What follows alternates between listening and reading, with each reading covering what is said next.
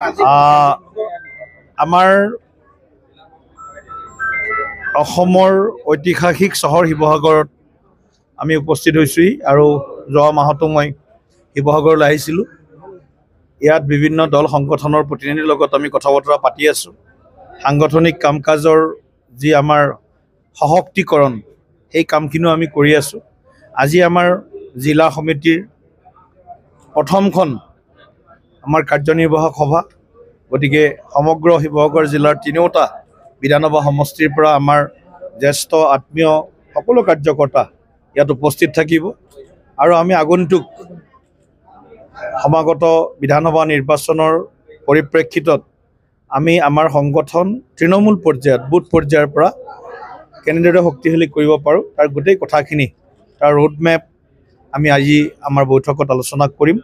আৰু শিৱসাগৰ যি আমাৰ সাংগঠনিক ভেটি, সেই ভেটিটো ইতিমধ্যে শক্তিশালী, কিন্তু আৰু শক্তিশালী কৰি যাতে আমি বিধানসভা নিৰ্বাচনত তিনিওটা বিধানসভা সমষ্টিত ভাৰতীয় জনতা পাৰ্টীয়ে ৰাইজৰ আশীৰ্বাদত আমি জয়লাভ কৰাই নহয়, শিৱসাগৰবাসীৰ সেৱা কৰাৰ কাৰণে আমি যাতে প্ৰত্যক্ষভাৱে সুযোগটো পাওঁ, তাৰ কাৰণে আমি ৰাইজৰ লগতো এটা প্ৰত্যক্ষ সম্পৰ্ক স্থাপনৰ কাৰণে আমি আগবাঢ়িছোঁ। আৰু অহা মাহত আমাৰ বিভিন্ন কাৰ্যসূচী আছে। তাৰ লগত এইবাৰ আজিৰে পৰা আমাৰ প্ৰধানমন্ত্ৰী শ্ৰদ্ধেয় নৰেন্দ্ৰ মোদী ডাঙৰীয়াৰ যি 11 বছৰ সেৱা, সুশাসন আৰু গৰীব কল্যাণ, এই যে আমাৰ সংকল্প, সেই সংকল্পক সিদ্ধিলৈ ৰূপান্তৰ কৰাৰ কাৰণে আমি গোটেই মাহজোৰা আমাৰ কাৰ্যসূচী থাকিব।